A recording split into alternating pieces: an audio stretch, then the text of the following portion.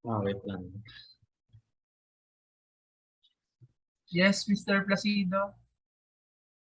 Kung ka-answer ka ng possible ba siya nga mag-develop siya into cancer? No po, sir. Kasi it is ano lang po sa sure ng from nematodes lang po kasi siya na na disease. So dili cancer dili siya cancerous Parasite po. lang good. Parasite lang siya. Di siya cancerous po. Okay po. Okay po. Thank you. There's a difference. Your cancer is abnormal cell growth. This one is enlargement edema because of the blockage of the lymphatic flow, the lymph flow. Kaya nagkakaroon ng edema at a certain area affected because yung mga gibuhi ninyo dito, may nagbara dito sa mga kuan. So there's a fluid problem with the flow of the fluid making it enlarge, no? And the problem there is the weight that they carry. That's why it's called elephantiasis because it really looks like elephant, no? Ang itsura nun.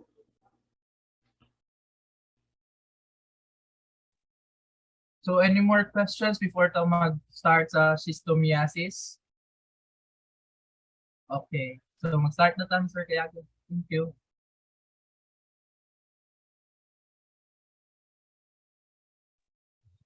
Okay, makita ang screen. Yes po. Okay, so again, good morning everyone. So anyway, I'm going to discuss about schistosomiasis. So let me introduce first what is schistosomiasis. So schistosomiasis, also known as bilharzia. Hello, marinig ako or kanang clear? Yes po, sir. Okay, so again, also known as bilharzia by Theodore Bilharz. It can also be called as bilharziasis or snail fever. So it is an acute and persistent illness brought on by trematodes, often known as blood flukes or schistosomes. So which are parasitic worms. So yung itong mga blood flukes kay usually para silang mga snails din. So later ko na lang ipakita yung pictures ng blood flukes. So schistosomiasis is due to immunologic reaction to schistosoma eggs trapped in the tissues. So in terms of impact, this disease is second only to malaria as the most devastating parasite disease, and also schistosomiasis is considered as one of the neglected tropical diseases. So we can call it NTDs. So it lives in fresh water in subtropical and tropical regions in the world. So in terms of statistical data, so schistosomiasis affects almost 240 million people worldwide, and more than 700 million people live in endemic areas. So the infection is prevalent in tropical, as I said earlier, tropical and subtropical areas, in poor communities without potable water and adequate sanitation. So, saglit lang.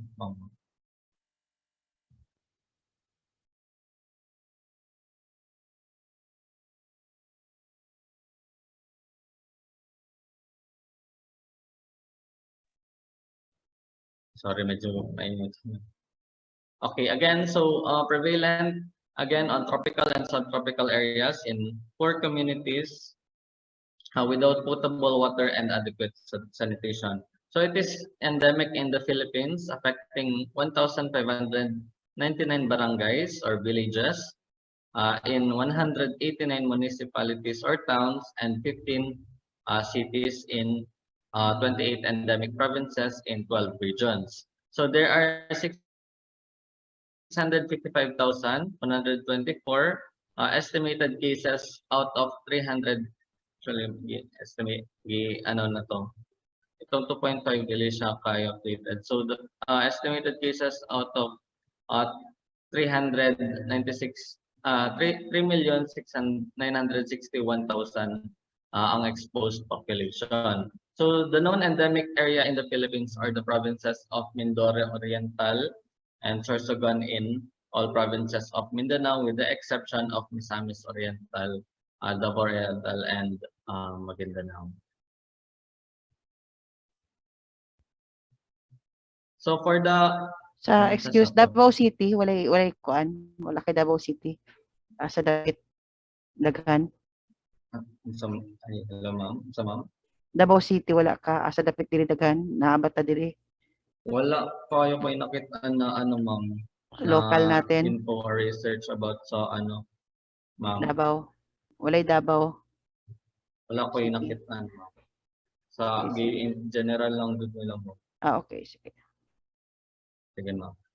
So next is for the causative agents. So pagpasensya niyo na yung font dito guys. Ay murag na siya from Canva to PPT. So for the causative agents, we have Schistosoma hematobium, Schistosoma mansoni, Schistosoma japonicum, Schistosoma meckongi, and Schistosoma guinesis.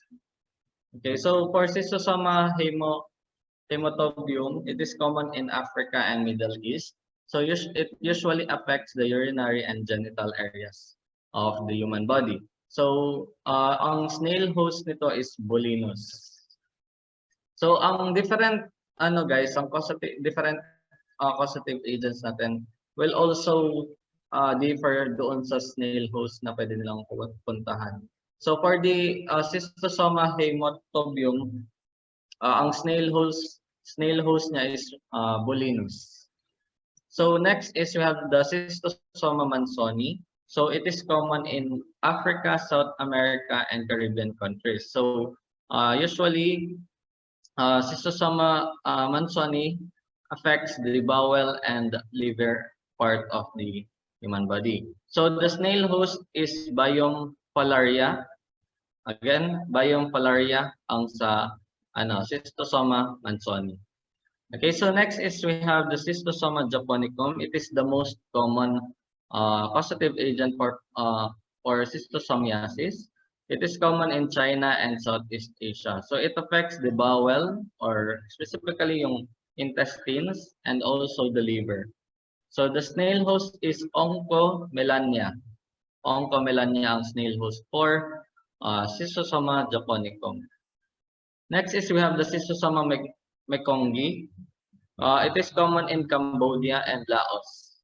So the snail host is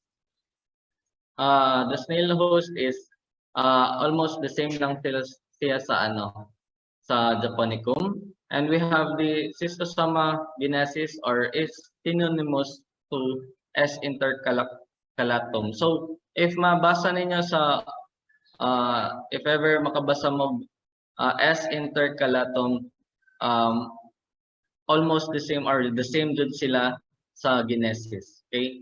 So kasi minsan sa mga pwede nyo mabasa sa different articles kay intercalatum. So same lang yan siya sa Guinesis. So next, it is common in Central Africa and it affects the bowel and the liver. So next is we have the hindi na included ito. Anyway, so the involved things in the transmission process of the schistosomiasis are human, we have the infected human, we have the snail, the freshwater snail, or yung mga yung na-mention ko kanina, mga snail host, and also the mismo, yung freshwater mismo, kasi doon naga-take place talaga yung whole process sa infection or sa schistosomiasis. So if I'm going to explain this kaning life cycle nila, so the infected humans pass schistosome eggs through their feces or urine in the freshwater. So sa mga tao na kanang galibang or gaihi sa freshwater, particularly yung mga infected, those eggs na ma-release nila will reside on the water or in the freshwater mismo. So these eggs hatch into larvae and infect certain species of snails. So na-mention ko kanina yung mga snail host depending doon sa causative agent. So after a period of development in the snail, so ano muna sila sa snail, mag-develop muna sila inside the snail, then they are released back in the water in a form called cercari or cercaria, cercaril, pwede either sa kanila. So the cercari or the cercaria swim and penetrate the skin of the human and can enter the body of someone using the water. So yung mga people sa community na naliligo lang anywhere, particularly doon sa mga freshwater, they are the ones that are at risk sa infection na to. Kasi sabi nga nila na, di ba, nag-reside lang yung mga cercari sa freshwater after sila ma-release sa host snail. So if ever ikaw mag-swim, normal ka lang na person, mag-swim ka, then makapenetrate sa skin, then the infection will occur. So especially, mas paspas man guro po if kanang meron kang sugat or what, mas mabilis ang pagpasok sa'yo kay impaired naman imong skin. Wala ka ng barrier for kanang i-protect ang self mo from any infection. So once in the body, they find their way through the lungs and into the liver, where they can grow into adult worms, and then they will migrate into blood vessels surrounding specific, where they can live for many years. So some species of Schistosoma like to live around the bowel, whereas some species prefer living around the bladder. So these adults can lay thousands of eggs a day. Some of the eggs find their way back into the water through urine and feces, where the life cycle begins again. So yun na nga, syempre once na mag-reach na sila sa blood vessels, and ang human body ba is grabe complex yung blood vessels na pathway natin. So for example, mapunta siya sa pwede yung mga eggs na yon is pwede siya mapunta sa bladder natin, pwede din siya mapunta sa bowel natin, which will cause different symptoms.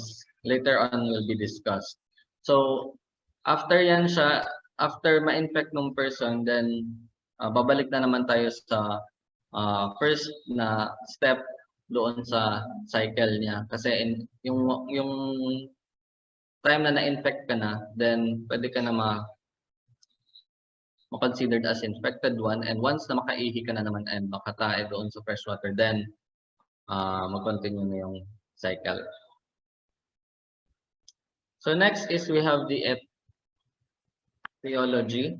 So we have the factors or the risk factors here. We have the poor sanitation, specific lifestyle, knowledge about schistosomiasis or the education, and also I included the age na lang din kasi later mag-discuss. So for poor sanitation, so the distribution of Schistosoma mansoni infection is high in Sub-Sahara Africa, as I've said earlier, due to water source, sanitation, and hygiene problems.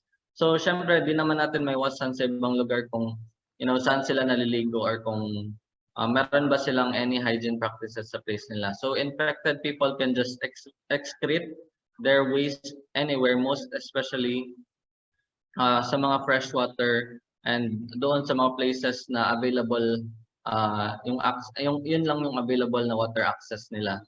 So yun yung sa poor sanitation. So makalibang lang po anywhere yung people or makaihi where doon din nila kinukuha yung water nila na pang-inom or anything else.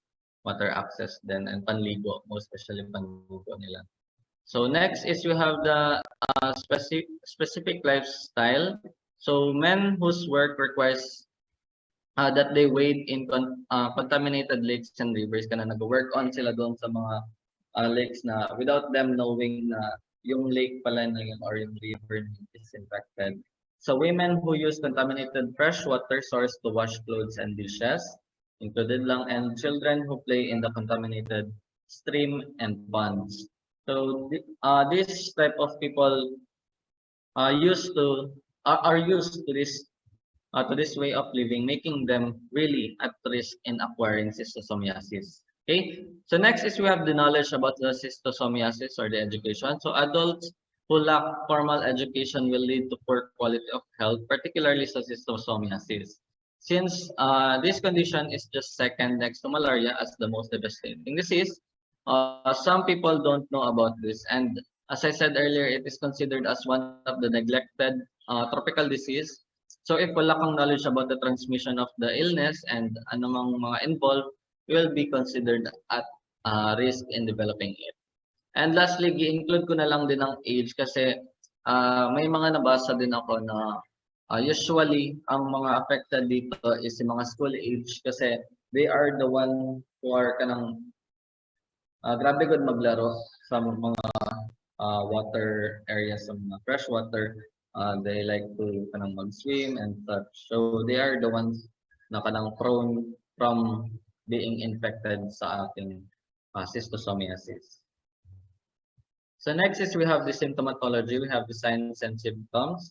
For the short term, we have itchy rash or the swimmer's rash, Katayama fever. We have 4 weeks after the Katayama fever. We have 4 weeks after exposure, and we have fever, rash, diarrhea, and respiratory symptoms such as itong swimmer's rash. So for the swimmer's rash or the itchy rash, after non-human schistosoma larvae have penetrated the skin, swimmer's itch may develop on parts of the body that have been submerged in the water. So, for example, ang nasubmerge lang is yung paa mo or what, kay most likely ang magiging rash kay part lang din sa sa paa mo, wherein yung parang kung saan lang yung na-expose doon sa or nababad doon sa water, sa surface of water. So these larvae can produce a severe dermatitis. So the rash is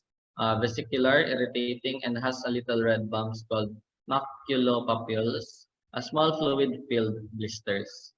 So we have the Katayama fever, an indication of acute schistosomiasis.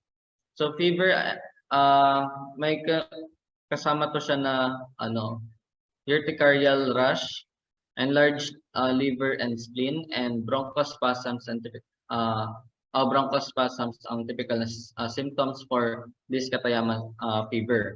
So though its exact pathophysiology is uncertain, Katayama fever is assumed to be an immunological complex phenomena brought on by eggs laid by mature schistosome. So makita niyo dito na 4 weeks after exposure, usually ma-experience ng patient yung Katayama fever, and symptoms niya is yung fever, rash, diarrhea, respiratory symptoms, and inclusion na din doon yung meron siyang enlarged liver and spleen. So next is we have the long-term signs and symptoms. We have the inflammation of the liver, bulging of the abdomen. We have the enlargement of the spleen. Brain is affected that cause epilepsy, and abdominal pain, diarrhea, blood in the stool, hematuria, anemia, chronic inflammation in the children. So in terms sa kanang bladder, blood in the urine, kay once na ang bladder magkaroon ng hardening, magkaroon ng obstruction, and even cancer would lead to blood in urine. So in terms of schistosomiasis, pag nag-reside yung eggs and nag-develop siya doon sa bladder part ng person, kay usually there will be an obstruction dito. Magkakaroon ng inflammation dito to fight against those parasites and will lead to the obstruction and result to blood in the urine. So for the intestine, we have the abdominal pain, diarrhea, blood in the stool. So same lang sila ng concept doon sa blood in the urine. Sa abdominal pain, there will be an irritation doon sa mga nerves sa ating intestine, and yung blood in the stool, there will be an obstruction. Then for liver, we have scarring, obstruction. So it will cause enlargement of the liver and the spleen. And for the chronic inflammation, ako mention na dito in the children, it can lead to anemia. So far guys, nakakasabay kayo guys. So kindly heart react na lang ako sa kung nakikinig pa kayo. Anyway, next we have the management. We have the diagnostic test, examination of urine and stool, biopsy of tissues, rectal and blood test, and the antibodies. So, kung tatanungin tayo, usually ang applicable lang for the community dito is the examination of the urine and stool. Kaya usually yung biopsy of tissue, kaya kailangan pa i-extract yung tissues on the rectal part, and yung blood test kay usually ang mga people's community kay mahadlok sila sa kanang pakuhag dugo, kailangan pa tuslokan. So sa examination sa urine and stool, we call it kanang Kato-Katz technique. Kato-Katz technique is used for qualitative and semi-quantitative diagnosis of intestinal helminthic infection. So ang helminthic, guys, is same lang yan siya sa parasitic infection. So it is performed using a small spatula and slide template that allows a standardized amount of feces to be examined under a microscope and the eggs to be counted. So dito sa Kato-Katz technique natin sa examination sa urine and stool, kay we can count the number of eggs na present doon sa specimen ng dihatag natin, and it can be examined through microscope. So yun siya. Next is we have the biopsy of the tissue. A rectal biopsy is a diagnostic tool for schistosomiasis in which the tissue is broken down using a potassium hydroxide solution. So the process is straightforward, incredibly beneficial, and it should be used more frequently. So di yan siya masyado applicable kasi sa hospital na din yan siya gagawin. So blood test, antibodies. Blood test can sometimes be helpful in confirming a diagnosis of determining the severity of schistosomal infection. So a diagnosis can be verified by serologists and PCR assay-based testing. So we have the medical management or pharmaco. There is no vaccine for schistosomiasis as of now, but there is an effective medication that can eliminate the schistosomes. So we have the praziquantel. So the drug class of praziquantel is helminthics or antiparasitic siya na drug. It is taken orally. So for the dosage, we have 20 milligrams per kilos orally, TID for 1 or 2 days at an intervals of 4 to 6 hours. For pediatrics, we have for less than 1 year. Kay ang safety and efficacy is not established. For more than 1 year, kay we have 20 milligrams per kilogram per ORM, TID for 1 day at intervals of 4 to 6 hours pa rin. So the mode of action of praziquantel works by causing severe spasm and paralysis of the worm's muscles.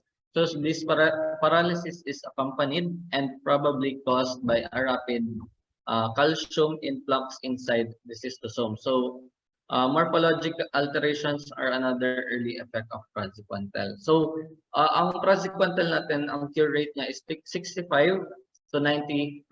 So taas-taas na siya yan na rate for para gumaling yung patients or para ma-paralyze yung mga worms na nag-reside sa ating body. So next is we have the nursing responsibilities. So we need to advise clients to avoid swimming or wading in fresh water. It may be contaminated with cercari. So yun nga naman siya kanina, after ma-release ng flukes yung developed egg doon sa fresh water, it will be called cercari. So if hindi tayo aware na merong yung fresh water pala na nililiguan natin is actually infected, then we need to make the people aware na it is infected. So we need to advise also them to avoid from swimming doon sa particular na fresh water. So next is tell patient to drink safe water. We need to boil the water for at least 1 minute. So although schistosomiasis is not transmitted by swallowing contaminated water, so if your mouth or lips come in contact with water containing the parasite, you could become infected. Because water coming directly from canals, lakes, rivers, streams, or springs may be contaminated with variety of infections, organisms. You should either bring your water to a rolling boil for 1 minute or filter water before drinking it. So next is we have water used for bathing should be brought to a rolling boil for 5 minutes to kill any cercari and then cooled before bathing to avoid scalding. So water held in a storage tank for at least 1 to 2 days should be safe for bathing. So for the rationale of it, it will kill any harmful parasites, bacteria, or viruses present if you're going to boil your water for 5 minutes, yung panligo mo. Okay, so next is construct and use sanitary toilets to prevent the contamination of fresh water with excreta rather than to prevent the ingestion of fecal pathogens. So, yun siya in terms sa pag-dispose ng ating waste or yung mga stool natin sa it can cause contamination doon sa ating fresh waters kung hindi na ayos yung sanitary natin or yung sanitary toilets natin, yung daluyan niya. So next is we have the advised patient to submit stool for examination. So to the Schistosomiasis control team or the SCT or health centers to ensure that the client is not infected of schistosomiasis. So para may early detection na lang din tayo. So educate patient that vigorous towel drying after an accident, very brief water exposure may help to prevent the schistosoma parasite from penetrating the skin.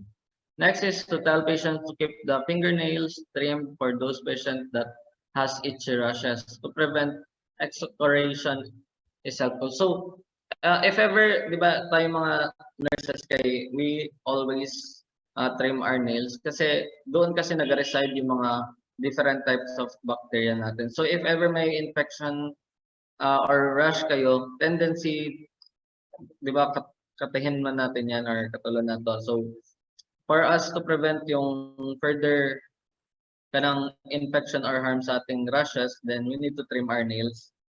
And also, it would help na kanang, yun, dili lang din continuously infect yung part sa ating body. So, magkakakos na naman ng opening doon sa ating rashes. So next is participate in keeping the environment clean and also participate in community efforts of controlling the disease. Keeping the environment clean also keep the freshwater cercari free and contaminated free. So if the patient has fever because of the infection, administer antipyretics as prescribed to diminish the increase of temperature. And lastly, we have to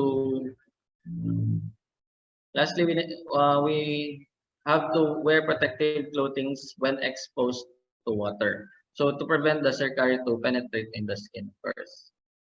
So next is we have the DOH program for schistosomiasis elimination program. So for the vision we have the Schistosomiasis Free Philippines. For the mission, we have the synchronized and harmonized public and private stakeholders efforts in the elimination of schistosomiasis in the Philippines. For the objectives, you have the interruption of transmission of schistosomiasis infection by 2025 or 2025. So specifically, all high endemic barangays will reach the target of criteria for morbidity or infection control less than 5 prevalence of heavy intensity infection for 5 years. So next, all moderate endemic barangays will reach the target of criteria of transmission control, elimination of the public health problem with less than 1% prevalence of heavy intensity infection for 5 years. And lastly, all low endemic barangays will reach the target criteria of transmission interruption or no local infection in man and animals, no infection in snail for 5 years. So we have the policies here, the AO 2007-0015 as revised guidelines in the management and prevention of schistosomiasis and AO 20090013 as declaring the month of July as the mass treatment and awareness month of the schistosomiasis in the endemic area. Pumunta na yung mga volunteer, yung mga nurses sa different communities sa Philippines to para sa mass treatment and for them to be aware of mga specific bodies of water sa area nila na that are infected para ma-prevent yung infection or transmission ng schistosomiasis. So I guess that would be all for the schistosomiasis and thank you so much for listening. Pero one last thing pala, mag-question lang ako sa inyo guys para ma-check lang natin ating learnings. Okay, so may I call on Miss Nimes na lang? Kayla, Nimes. So can you give me your parang learnings in terms of schistosomiasis, kung anong definition on your own words?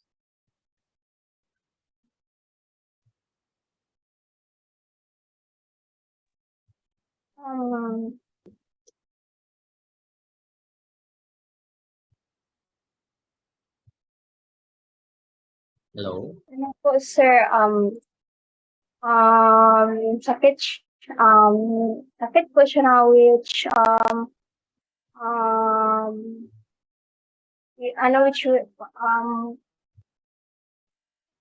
known for blood flukes or, which are parasitic worms po. So, paano paano ma-transmit ang schistosomiasis?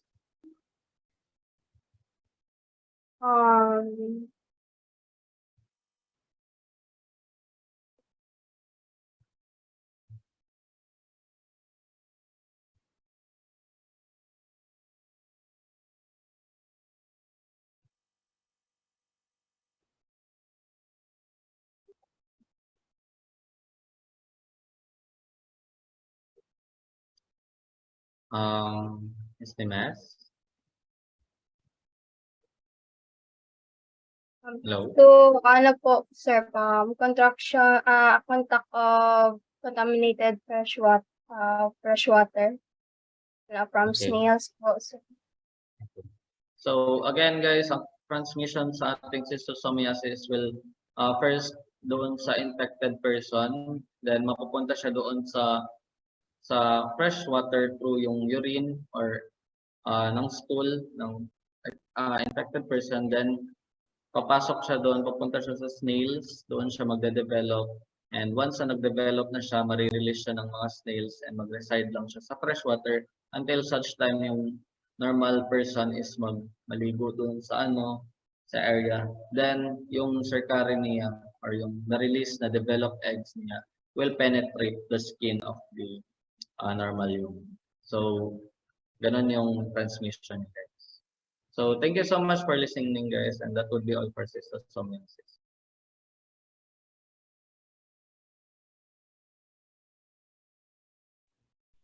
Okay. So what do you think is the most effective means to control the spread of this one, the problem? Pinaka-effective sa lahat. Yes. For me lang, mama, based on intindihan ko, I think the best thing to prevent this infection from spreading sa community is for them to be aware about the yung mga infected bodies of water doon sa area nila. So para ma-prevent yung pagpunta nila doon.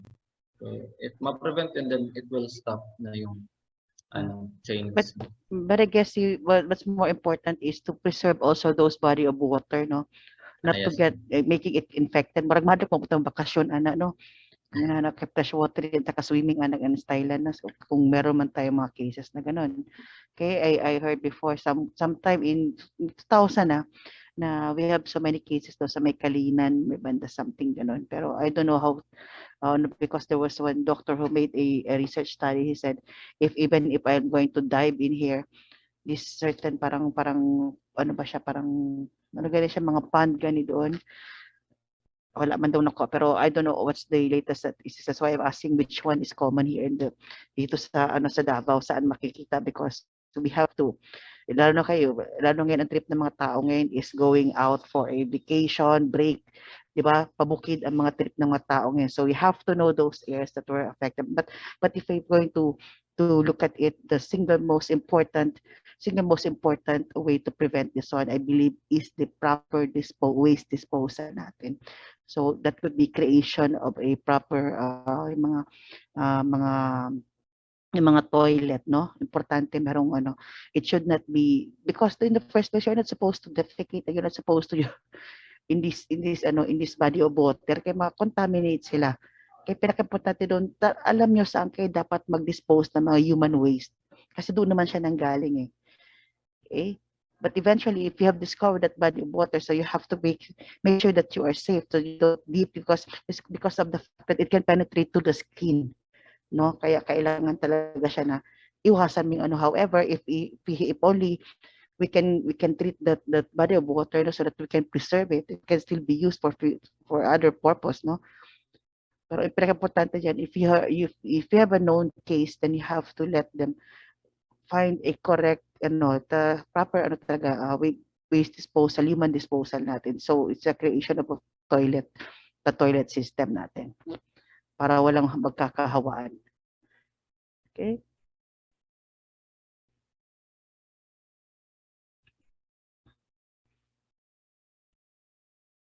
Ma'am Ams? Yes, Ma'am Sha. Proceed Manapa? tayo sa third, last topic.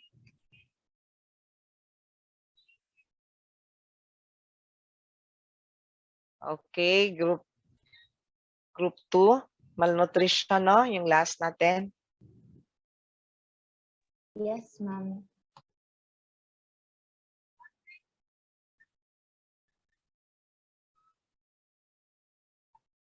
Okay, ano lang ha, while waiting, regarding sa yung sa health declaration, so kung may mga may nafe-feel kayo like symptoms ba? Okay, so pwede na kayo mag-direct na lang ha, message.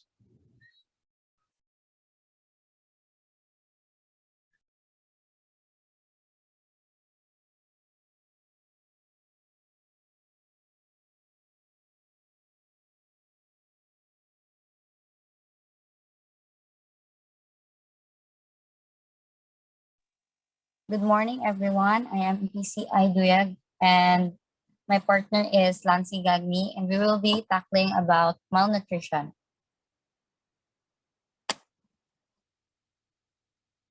So malnutrition is a serious condition that happens when your diet does not contain the right amount of nutrients. So it means poor nutrition and can refer to undernutrition, not getting enough nutrients, and overnutrition, which is getting more nutrients than needed. It occurs when an organism gets too few or too many nutrients, resulting in health problems.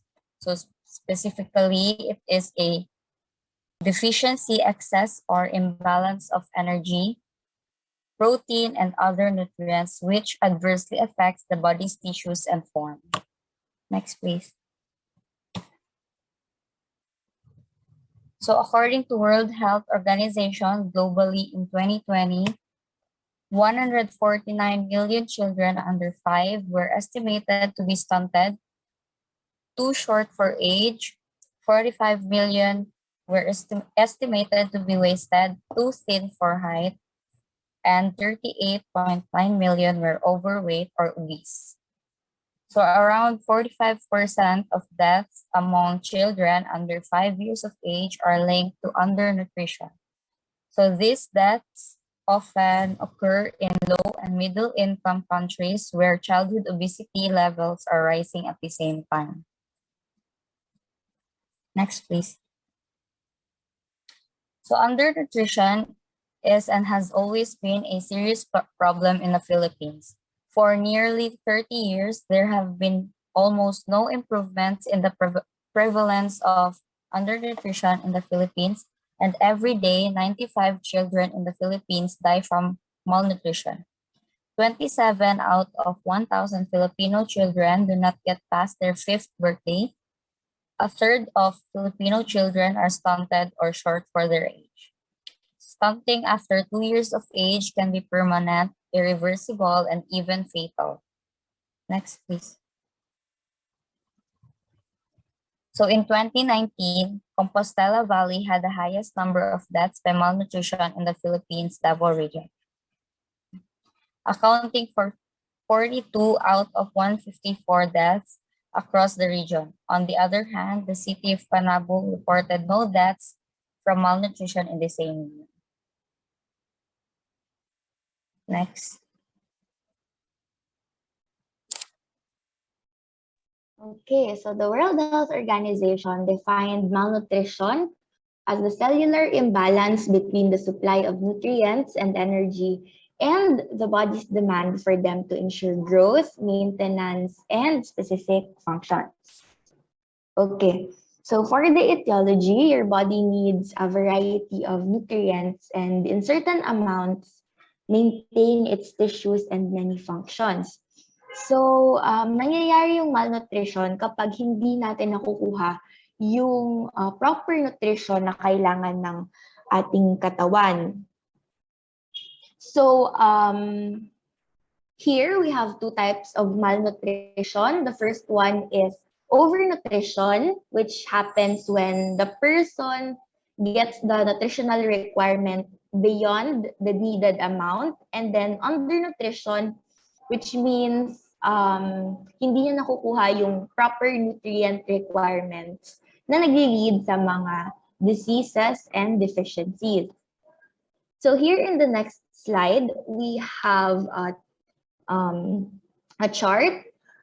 So sa left side, meron tayong overnutrition, which leads to obesity. And then sa right, we have undernutrition, which leads to marasmus, kwashiorkor, or kwashiorkor-like malnutrition. So, dito muna tayo sa left side, sa obesity. So, obesity is a complex disease involving an excessive amount of body fat. So, dito, yung mga tao, nagko-consume sila ng madaming calories, pero yung mga kinakain nila, hindi nasusustain yung body ng enough vitamins and minerals. So, people who are overweight could have anemia, weakness.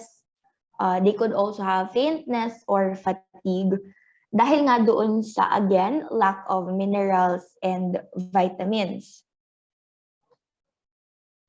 So, this is usually the cause of obesity, usually mga sweets, junk foods, yung mga sedentary lifestyle, and of course, unhealthy drinks.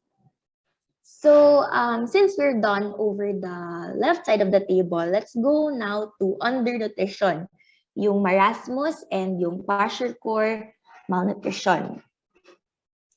So, for the kwashiorkor, it is a severe form of malnutrition. It is most common in some developing regions where babies and children do not get enough protein or other essential nutrients in their diets. So, itong kwashiorkor, it is characterized by edema and an enlarged liver. So, it is caused by sufficient calorie intake but with insufficient protein consumption. So, this severe protein deficiency could lead to fluid retention, which makes the stomach look bloated.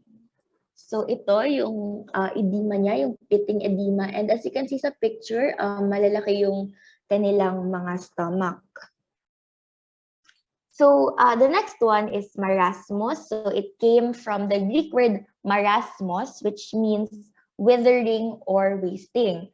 So this is also a severe undernutrition and a deficiency in all the macronutrients in the body that requires to function, including carbohydrates, proteins, and fats. So itong marasmus, usually nagde-develop siya ages 6 months to 1 year. And usually, dito din under yung mga children na wini-wean na from breast milk or who suffer from weakening conditions such as chronic diarrhea. So this is what marasmus looks like. Ang symptoms niya usually loss of subcutaneous fat, severe muscle wasting. As you can see, very thin sila, and they appear as skinny and bony. And also, they have associated vitamin deficiency. So these are the differences between kwashiorkor and marasmus. So sa kwashiorkor, kulang sila ng protein, while sa marasmus, kulang sila ng protein and calories. Then ang kwashiorkor, it occurs between 6 months and 3 years of age. Then for the marasmus, under 1 year lang ang affected na children. Sa kwashiorkor, as you can see, nare-retain yung body fat nila. And then sa marasmus, they are skinny and bony. Then sa kwashiorkor, you can see the edematous na feet nila and yung sa belly. They also have enlarged fatty liver. Hindi din nakikita yung kanilang ribs. They are lethargic. They have a poor appetite. And on the other hand, sa marasmus, wala silang fatty liver and you can see their ribs. They are alert but irritable. They have severe muscle wasting and they need adequate amount of protein, fats, and carbohydrates.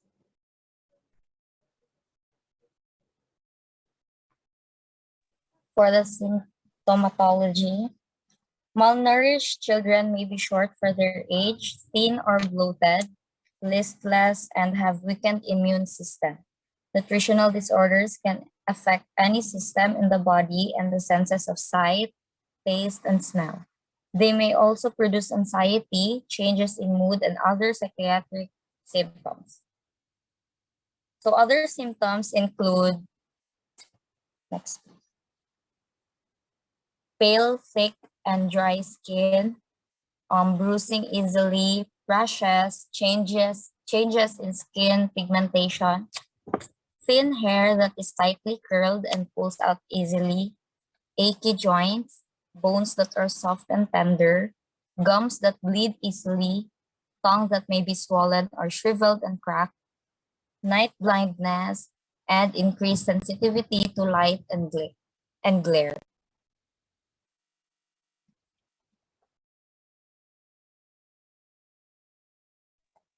So for the precipitating factors, in medical factors, being in the hospital, so poor eating while in hospital, they may feel being hungry between meals, feeling sick, tired, or in pain, not liking the look, smell, or taste of the food, not wanting the food that is offered by the hospital. Second, chronic illness such as cancer, diabetes, and lung disease. Next, dental problems, loss of taste and smell, losing weight without trying to, medication side effects, physical disability, poor appetite, poor weight gain in children, and swallowing difficulty. In lifestyle, lack of knowledge about food, cooking, and nutrition, loneliness, and poverty. Lastly, the mental health, they may feel anxiety, confusion, depression, and grief.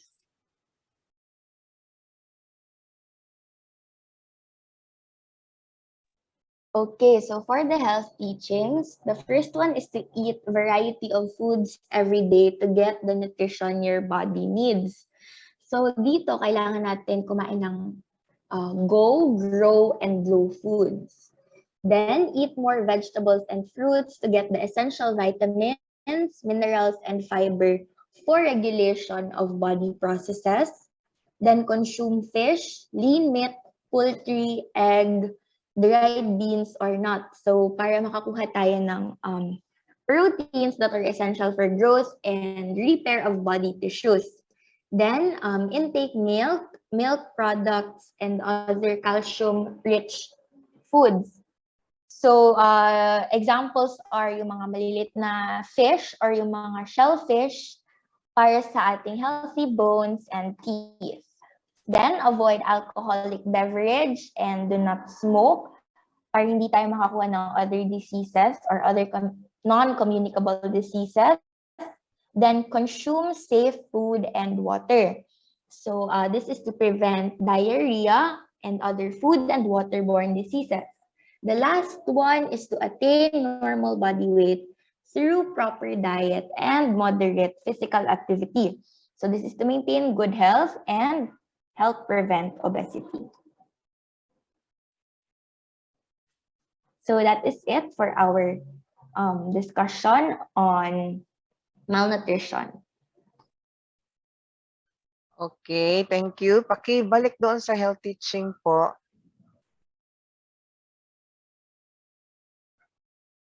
Okay, so with your health teaching, sino ba ang ano dito? Saan ba yung naka-address? Is it sa mother or sa mga bata?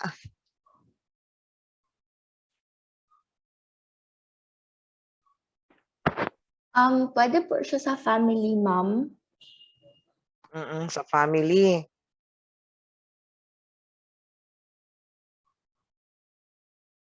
Okay, sige. Example daw, how you will instruct the mother for number 1. Okay, anybody sa ano type PCI sa mga sa level 2. Okay, si Miss. Teka ha, hindi ko siya ma-view. Si Miss Villarasa. Si Naomi. Okay, so during your interview, so paano mo i-convince si mama or si mother? Naunsa po, ma'am. I-convince na ko siya. So may i-convince ni mo. How you will convince directly for number 1?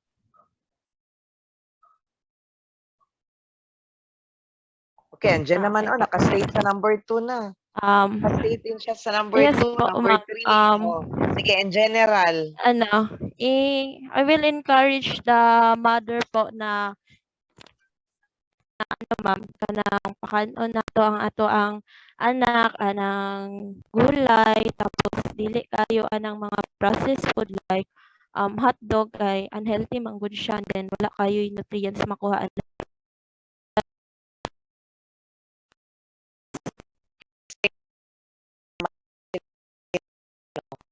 Wala siya palit og kanang gulay.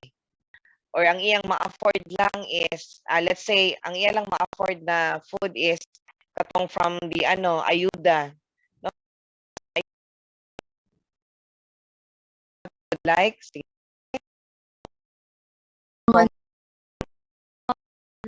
Kanang mga napa, so since naman ta sa community set up, so may kamunggay, why not magulay ta ng sabaw sa kamunggay, di ba? Okay, so one ma'am noodles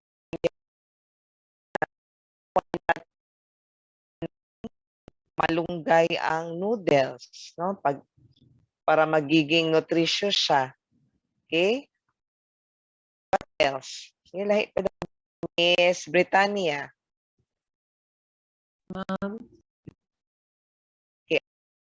malunggay na ilagay doon sa ano, ilagay doon sa noodles. Ano pa bang ano? Remember, nasa community tayo, no? So pag sinabi mag-health teaching ka ng importante, no? Yung gulay, importante yung prutas. Okay, importante yung niya para sa kanyang mga anak. Okay? Kasi nga sabi, oh, para daw maiwasan ang malnutrition.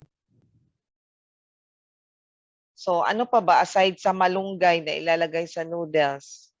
What else? Let's say, ayuda lang ilang gisayot Mga sa ano, ligan. ma'am. No, paano man? Paano mo i-insta? Halimbawa, ang mama is bata pa ang mama, no? Di pa jud ka ba lumuluto? Yung maliit lang, ma'am, yung mga sayote, alugbati. Sayote. Espesyalo sayote. Kung naay sayote, no? Okay. Oo. Yes, sayote, alugbati. Yun ba yung spinach, no? Alugbati.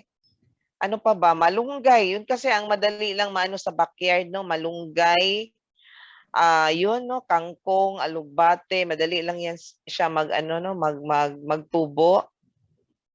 Okay, so pwede yan siya kung may let's say may sardinas, okay, pwede yan lagyan ng, or yung gulay lagyan ng sardinas, or yung sardinas lagyan ng gulay po, no? So hindi na yun lang talaga, no? Noodles na yun, plain noodles, plain ng sardinas, okay? Pwede yan nila lagyan ng twist, no? Okay, sige, the next slide do tayo. Okay, meron pa doon yung milk. So, regarding the milk, no, let's say, sige daw, be, Miss Calius. Miss Calius, okay. Regards mo si mama, ha? Ay, aba, Okay. ma'am. Miss Calius, how you will instruct your mother? Halimbawa, okay. Kailan nga ulit yung breastfeeding mag-end? What age nga yun, Miss Calius? Na pwede na i-win from breastfeeding.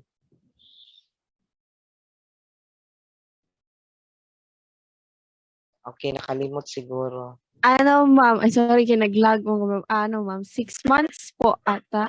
Parang, 6 6 months po, months. ma'am. Yung iba, oo. Yung iba, di ba nakasabi doon sa ano, no? 2 years old. So, okay. So, paano mo man i-encourage yung nanay? Halimbawa, buntis pa si nanay. And then, we're talking about malnutrition. Kaya halimbawa, nag-interview tayo on, mag-interview tayo on Thursday. No? Buntis man ang hanapin natin. Di ba? Okay, so, paano mo i-explain yung breastfeeding na connected sa malnutrition? Lisod ba kung question? Mahirap ba, guys? I-try lang ako, ma'am, mag-answer. Koan. Sige. Dahil, In dialect ka? O, in dialect. okay po. Kasi Ayaw nga, lisod-lisod, ma'am. ay, sige, sumbong tayo ni Ma'am Shari, no? Ay, hindi, ma'am. Ay. Okay. Sige, Miss buntag. Alias. May buntag, ma'am. So, kanang, kuan, ay, tayo, ma'am, buntis pa siya, ma'am, ha? Wala pa nagawa Wala sa pa bata. nanganak. Oo, kaya maghanap pa tayo ng buntis, di ba? Sige. Una ato, ma'am, kay pangutan sa nako siya unsay nahibalan niya kanang pagpawan panganak unsay kanang buhaton niya sa bata ana. Kung tahay nga kanang moingon siya nga magpatutoy siya sa bata ana, o sige.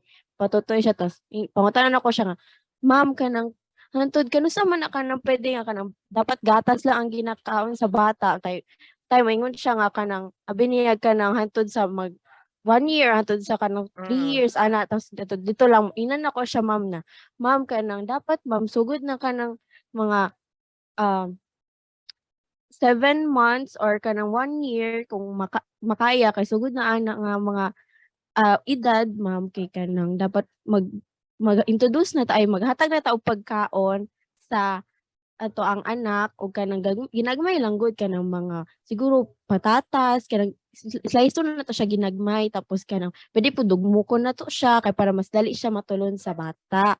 Pwede po kanang kuan carrots ma'am ana kung pwede po kanang mga malunggay siguro gamay kanang ginagmay na kayo kanang kuan siya dukdok siya kanang mga saging kana pwede na nato siya sugdan og pakaon ana ma'am kay para dili gud siya dili mamayat ang bata og kanang sakto ang iyang nutrition nga madawat kay kulang ra man gud ang kuan gatas lang ang para sa bata ma'am ana ma'am.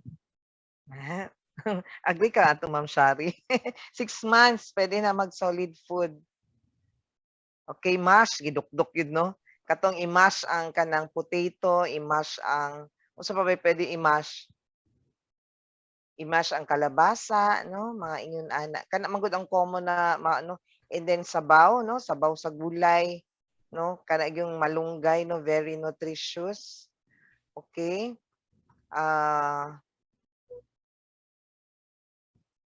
Okay, ano pa ba? Avoid alcoholic. Sige, kanino man ito i-address? Ito number 5.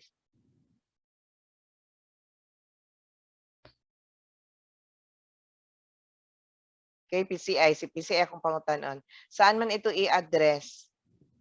Pwede po siya i-address sa parents, ma'am, since ang malnutrition hindi lang po nag-occur sa children. Okay, halimbawa buntis man yung buntis man yung ang ating client, 'di ba? So nakita mo nagainom ng ang Coke, wala ng Coke ngayon, no? Limited na ang supply ng Coke. Mas maayo. Mas maayo kay di ka kainom. Kainom gyapon. Mahangol-hangol ta na. So no. Mahangol-hangol gid no.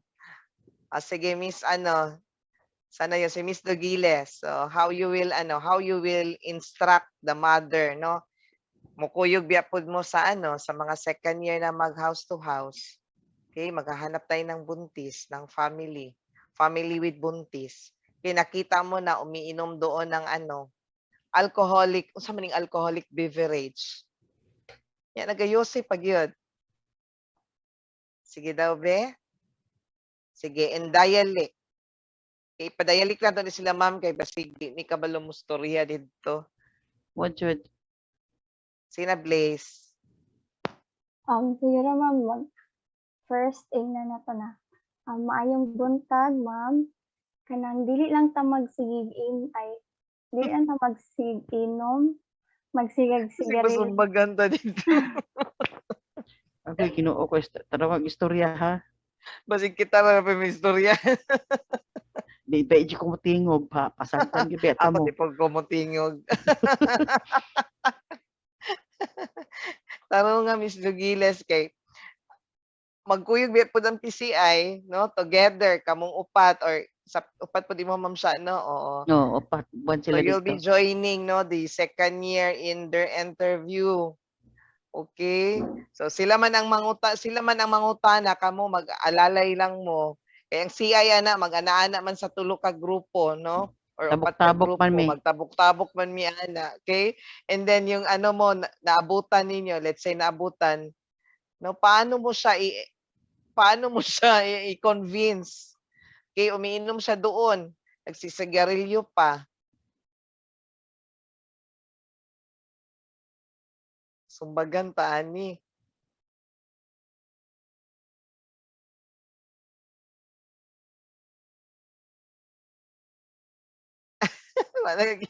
Wa na naningog. Paano naningog? Anybody kasi makatubag. Anybody? Ipuhin natin ibang question. Sige. Ma'am, nagasigarilyo ka.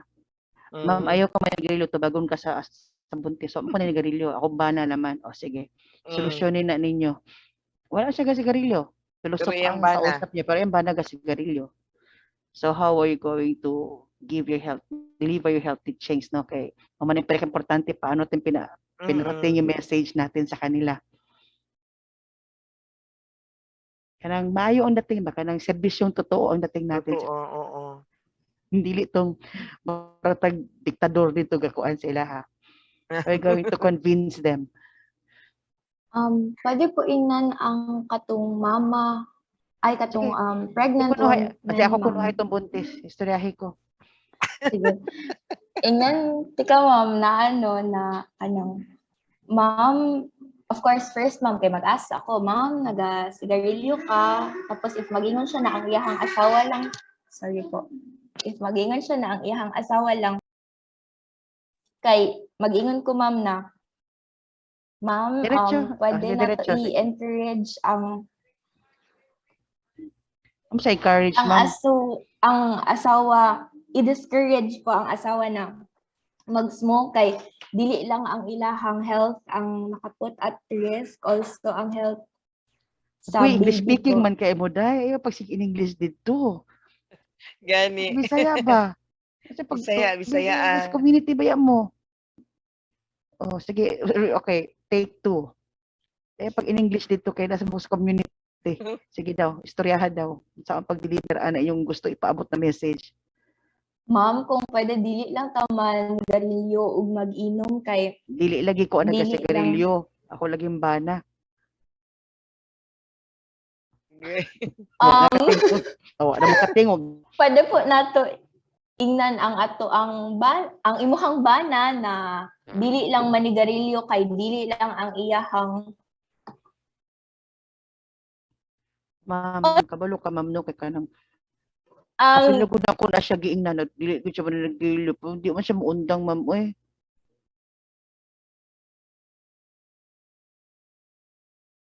Wala na tameme na. Tamimi na. O ano na, Nag-acting continue. acting ta ako kunuhay kong Mm-mm. buntis. Ginaanon man ako na siya ma'am. Sige magyapon siya kay mo gitsag ulo. O gayong giingnan kay saya akong labada baka manimaho kuan bawo si kadilyo. Siya na tubag dayon. Mas continuous og tubag.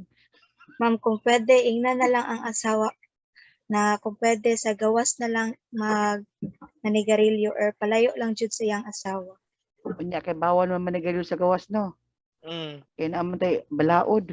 Oo. Takpanin akong bana ana ma'am. Matakpan na noon. I-educate sila ma'am sa sa possible outcome if sige Japon sila panigarilyo. Sige. Unsa mo educate man ka ha. Part man na siya sa inyong kuan. Sir, Dili siya makaon kasi siya sigarilyo. Sir, dili lang man ikaw ang ang imuhang Ano Bisaya sa health mo? Namo na ni Ron. Abot sa Banlawas. Banlawas sir, pati imong asawa sir. Tapos buntis pa dyan imong asawa sir. Gusto ka sir ang imong anak na ay mga birth defect sir. Pero maka-effect ba na sir na ay pwede na siya kulang-kulang ang iyang man. Ayun ang maka-effect. Marag nakulbaan ko dirt defects yun diretso kanang nahinaya pa siya istorya no kanang ayaw po siya gurawan no. Guraw. Dili parang undang na di siya ma'am gay man siya ulo di adto ko na lang. Mo na ni Ron. Isugan ni nurse na ko. Pagka Thursday pa lang na pagka Friday wa na kay patient pagka Friday sugod na pagka sa sugod. Pakita sa narado ng balay. Tuara narado na. Nausa man na nato. Ang na lang maglikay ma'am ang pregnant kung dili jud kaya magundang sa father. So how will you tell the patient, ma'am, go out, leave your husband? Manigarilyo ganit since bawal man manigarilyo sa gawas pwede kay ikaw na lang maggawas magdingkod-dingkod sa if may manigarilyo siya dito sa sulod na unsa. Or dito siya sa CR kanya ikaw nasa kwarto. Tapos after manigarilyo, lang, humidifier. Humidifier lagi ha. Community yung istoryahan ng humidifier. Maypay na lang. Maypay. Mo na siya katong ginaano nato ma'am siya nga kanang give health education daw according to level of patient's level of understanding. So it doesn't mean na kanang level of understanding na kung Bisaya ang pasyente, no, magbisaya pug ka, no. It is also included the way you talk, no, yung approach mo. Yung approach mo sa pasyente. Kasali din 'yun. Okay. You have to choose Na-stress the na right sila sa to. anak. Oo. Kasi you have to be, kaya ba remember when you do your home visit, you have to be courteous to your family. Remember, you are there to convince them. And how can you convince a person if you are argumentative? Ang dating mo ba? Na pag nandoon ka, parang mura mo nagkumbati duha noon sa ba? No? So you have, ang dating mo sa kanila, yung bang, you are really, it shows that you're really willing to help them. Yung dating, even you, the way you deliver your words, very important talaga yun. Because it will create a negative impression. The more dili sa malipa ng mga taga-health center, magpunta na nila na may mga doktor o mga nurses because of how people Oo. approach them. Totoo. Di ba? Remember tong 58%? Oh. So di ba ang ano ni ma'am is come and go lang ang patient. Ano din magmatter din yung the way you you give health education to the people. So siguro wala po sila kasabot gyud kaayo no unsa nang vaccine unsa na. So nagyapon na siya point. Factor So, pa rin. pareho yun. Sa tama imbasehan yun sa 58%. 58%. Sa 58% becomes the basis. If this is the kind of community that we're going to visit next week, then we have to be ready with the personality that they have there, the kind of the character that they have, or the culture that they have, the practices, because that truly affects their lifestyle and everything, no? Kasama lahat doon. So you have to be you have really to choose the right words. The 58% is a cue for us. Murag kaning mga tawhanan ni murag gahiun ni sila mga ulo. Gahi og ulo. Oh, ana kay 58% good. So, mag-isip kayo ng paraan. Kumbaga para-paraan lang yan siya. Lisod may labaw nagnaanad doon makikistorya at you're the same level. Oo. Anad mo istorya labaw na karon ang uso karon English kay tungod aning baka. social media no. Pag-abot dito sa kuan sa community lahi di ay ang outside world nato. Tama. Okay. So, any question about malnutrition? By the way, there's a mention here about the body weight. We usually let the students bring before, if they have the weighing scale at home, they can borrow them. If you have it at home, para makuha niyo yung weight ng mga bata, yung mga weight ng family members, even Tama, yung dili na pregnant ta makabaro sa Murag wala na sila kay ang ilang katugay bugat kay ma'am parego di sa clinic nato na. Okay, maka-remember ko sa kung Dili siya gigiganan. Magdala mig katong portable. Portable if you have yung mga bathroom scale. If you have it, we can use that one para meron kayong basen, especially if you're going to compete for the BMI ng bawat family member so that you have an idea about whether they're malnourished or not.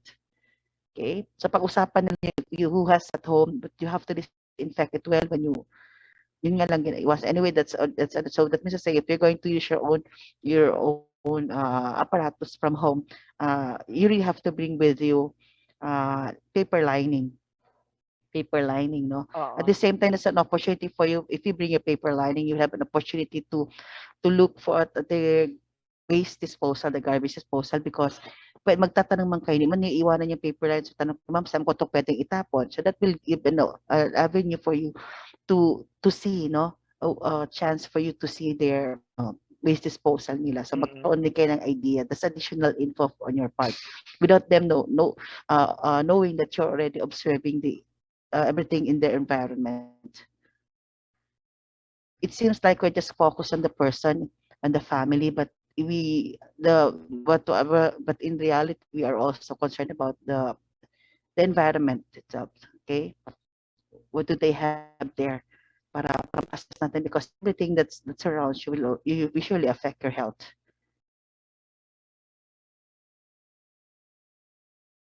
Nalibog din sila. Dala pag-weighing scale ani. Actually, we asked the students before to bring yung portable.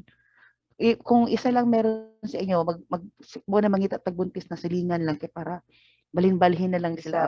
Isara maghulam-humanay lang ta.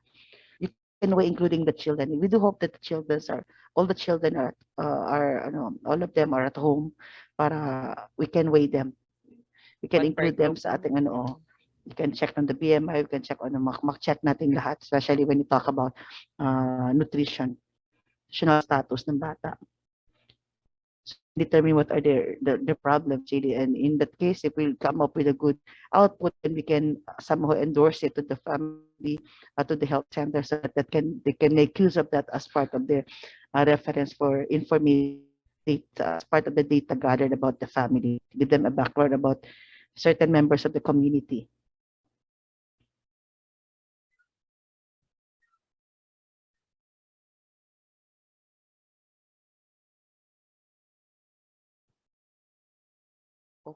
Okay. So, napatay i-add, ma'am siya? Wala na, ma'am siya, no? Okay, wala na ako. Okay pa ba Sige. kayo? Wala na lupad ng mga utak ani kaya nagparma ni sila Lumipad na niyang kay hapon. excited na sa Wala silang exam. hunahuna. Last na, no? Last exam. So, ano lang din, same ano, ma'am siya? Same link for health declaration. Pero Ayan. mamaya na, ha? Mga, Ano muna kay still you still have time, still have 30 minutes. So we may will, time. can we go to the break? Ma'am, maghimo tag breakout room, ma'am. Balhin na lang may breakout room Sige, sige, ma'am siya. para Lagi mo ko. Oo.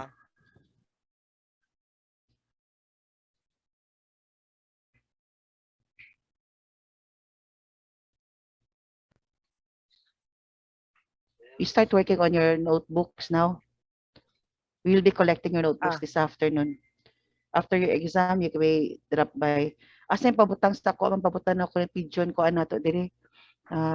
Cabinet na to, diri sa, natay pigeon, cabinet diri sa gawas sa faculty. Dito na ipabutang. Sige, sige. Mamaya. Okay, di man sila kasunod ng faculty. Bawal man sila musunod ng faculty. Dito lang sa gawas. Sa gawas ng pabutang. So, naanatay, ano, ma'am siya? Break one room mo sa tupod me. And then, mubalik pa ta sa main or dili na? Pagka 10, siguro, diretso na siguro ta, dismiss. dismiss. Kaya para Sige. magbiyahe pa ba ini sila, ma'am? Lagyo kay mga balay. Way tagom dire. Di naman ta magkita, ma'am, no? Sa Thursday pa. Thursday pa ta magkita. Ang katong waiver, ma'am siya, kanusta nila to Ang ako nakahatag ng mga kudaan sa ilaha. Nabalik Di mo sa ilaha. Ang aban available na pwede na Yatag ko ng hapon. The other day, oo.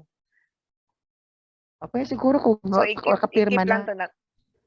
Maski sa ano na lang, no? Thursday po nila itunol. Basta dalahon nila. By dalhin Thursday. ninyo yung, sige, doon ko na lang i-ano. Okay, so, breakout na ta. Okay. Okay. So, ang group 2 sa, ano po ta, room 2.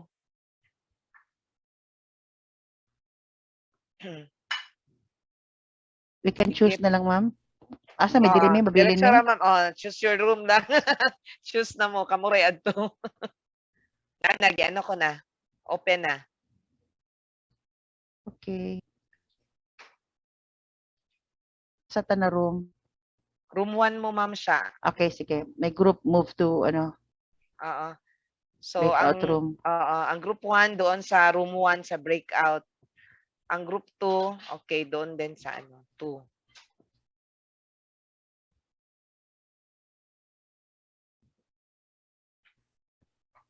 Sa pag-atil dire. Di ka kanto? Ana nakita na ko. Ana, okay. Gawas sing pangita na po ding kabalo. Wala na ako nag-assign kay ngano last time nagugiguputan ko. Mining sila rin mo pili silang room. Bye, ma'am. Bye.